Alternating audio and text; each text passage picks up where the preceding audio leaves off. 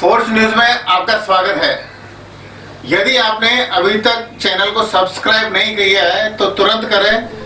साथ ही आज जो अशोक गहलोत के बारे में हम बात करने वाले हैं, इसी तरह की वीडियो कई आपको मिलते रहते हैं, तो आपको बेल आइकन भी दबाना है। अब हम विषय के ऊपर आते हैं।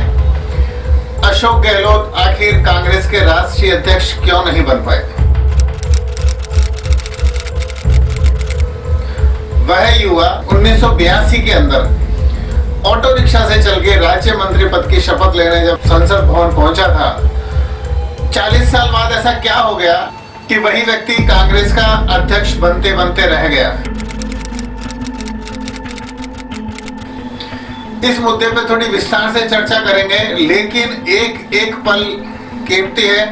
आप वीडियो को आखिरी तक देखिएगा ताकि आपको समझ में आ सके कि किस तरह से राजनीति में लोग बहुत ऊपर जाते हैं और किस तरह से सीधे सीधे धराशायी हो जाते हैं। साथियों, आपने ये बहुत अच्छी तरह सुना होगा कि हमेशा इज्जत बनाने में सालों लगते हैं, कई बार तो कई पीढ़ियां लग जाती है, लेकिन इज्जत गंवाने में एक पल लगता है। जिस कांग्रेस ने अशोक गहलोत को एक पीपाड़ सिटी की खाद बीज की दुकान से उठाकर NSUI का प्रदेश अध्यक्ष बनाया, 3 बार मुख्यमंत्री बनाया और केंद्र के अंदर मंत्री बनाए, आखिर उसके अंदर ऐसी क्या बात है कि सब कुछ बनते बनते भी रह जाता है? अब हम विश्लेषण करते हैं और आप इस चीज को गौर से ध्यान से समझिएगा। जब 1982 के अंदर पहली बार ये सांसद बने तो उस समय का 31 साल का युवा आज जब 2022 चल रहा है, 40 वर्षों में गांधी परिवार के सामने फुल बटरिंग करके इतना विश्वास हासिल किया कि इंदिरा गांधी इन्हें अपने साथ लेके आई, संजय गांधी जहां इन्हें गिली गिली नाम मिला हुआ था, और फिर राजीव गांधी और फिर सोनिया गांधी और बाद में राहुल गांधी, इन सब के साथ में विश्वास हासिल करने के बाद 1982 से जिस आदमी ने अपना करियर चालू किया था, आज 2022 के अंदर उस गांधी परिवार का विश्वास कैसे होता है? फोर्स न्यूज में आप इस चीज का थोड़ा सा विश्लेषण भी देखेंगे। जैसे ही पूरे देश के अंदर कांग्रेस के पतन का कारण गांधी को ठहराने का प्रोपोगंडा चला, अलग अलग पार्टियों ने चलाया, उसके साथ ही समर्थक दूर होते गए, उनके द्वारा गठित यूपीए टूटता चला गया, तो निश्चित रूप से कांग्रेस के मदर फादर रहे गांधी परिवार ने यह डिसाइड किया कि अब की बार राष्ट्रीय अध्यक्ष गांधी परिवार से बाहर होना चाहिए। इसी रेस के अंदर बिल्कुल अच्छे से जैसे ही अध्यक्ष बाहर से लाने की बात कही, शशि थरूर जो एक बहुत बुद्धिजीवी हैं और अपने आप के अंदर बहुत अच्छे लेखक और कॉलम्स भी आते हैं, उन्होंने राष्ट्रीय अध्यक्ष का चुनाव लड़ने के लिए बिल्कुल पहल करी तुरंत। लेकिन गांधी परिवार इस चीज को समझ नहीं पा रहा था, क्योंकि शशि थरूर उनके हाथों के कठपुतली नहीं बनते, तो उन्हें एक बहुत ही अच्छा विश्वास पात्र व्यक्ति की जरूरत थी जो आंख बंद करके गांधी परिवार के साथ चलता रहे।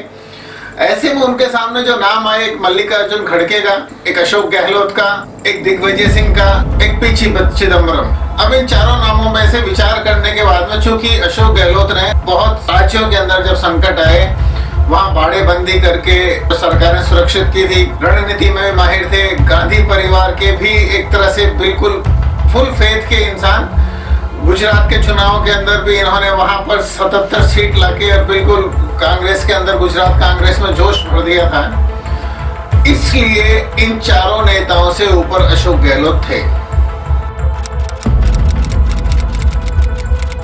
लेकिन अब यहां कोड में खाच क्या हुई कि अशोक गहलोत राष्ट्रीय अध्यक्ष बनते बनते रह गए।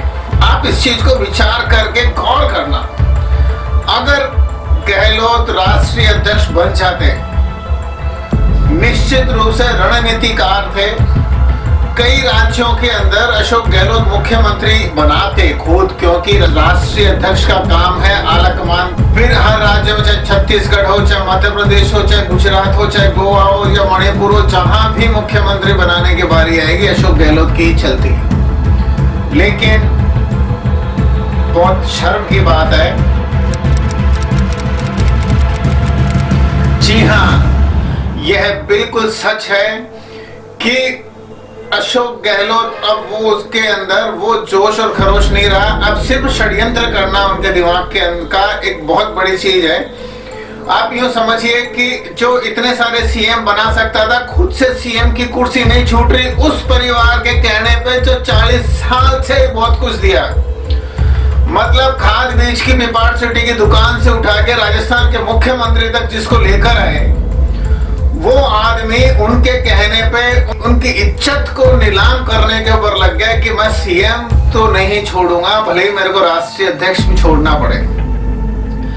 अर्थात कंफर्ट जोन। जब भी इंसान अपना कंफर्ट जोन नहीं छोड़ना चाहता है तो उसकी प्रगति रुक जाती है। शायद अशोक गहलोत कहीं ना कहीं सोच रहे भी होंगे कि बस ये 1-1.5 साल ही मेरे को सीएम के हिसाब से रहना है, क्योंकि हर बार राजस्थान के अंदर सत्ता का परिवर्तन होता है। ये पिछले 20 वर्षों से तो वो भी देख रहे हैं, हम लोग भी देख रहे हैं।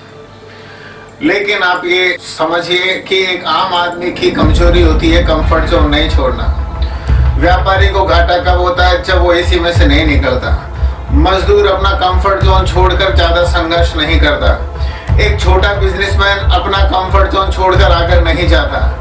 एक साधारण सरकारी कर्मचारी कंफर्ट जोन के चक्कर में सरकारी नौकरियों में लगातार 1, 2, 5, 10 साल तक अप्लाई करता रहता ताकि उसको कंफर्ट जोन की नौकरी मिल जाए। लेकिन जितने भी जुझारू नेता हुए हैं, जिसमें अशोक गहलोत भी शामिल थे आज के 20-30 साल पहले, जितने भी जुझारू नेता हुए हैं, जितने भी जुझारू उद्योगपति हुए, जितने भी जुझारू लोग हुए, उन्होंने अपना कंफर्ट जोन छोड़ा था। आज 71 साल की उम्र की वजह से शायद अशोक गहलोत अपना कंफर्ट जोन नहीं छोड़ना चाहते, या उनके पास में वो जो 4-5 कारकस मंत्री जो उनको भयभीत हो गए कि कहीं यदि सचिन पायलट मुख्यमंत्री बन के आ गए तो प्रताप सिंह खाचरियावास किसको चेहरा दिखाएंगे। क्योंकि पायलट के कोटे से खाचरियावास मंत्री बने थे। पायलट के कोटे से मंत्री बनने वाले लोग जब वापस पायलट मुख्यमंत्री बनता, उनके सामने किस तरह की शक्ल लेके जाते, शांति धारीवाल की क्या स्थिति होती, अशोक गहलोत के प्रबल समर्थक महेश जोशी कौन से कोने में जाके घुसते। तो इनके आसपास के जो 10-15 ऐसे लोग जिन्होंने कांग्रेस को धराशायी करना अच्छा समझा, सीएम का पक्ष इसलिए लिया क्योंकि पायलट आ जाता तो वो दोयम दर्जे के हो जाते, और आखिरकार उन्होंने वही किया जिसकी वजह से अशोक गहलोत शायद जिंदगी में अब वो मुकाम हासिल नहीं कर पाएंगे जो उनका था कांग्रेस में।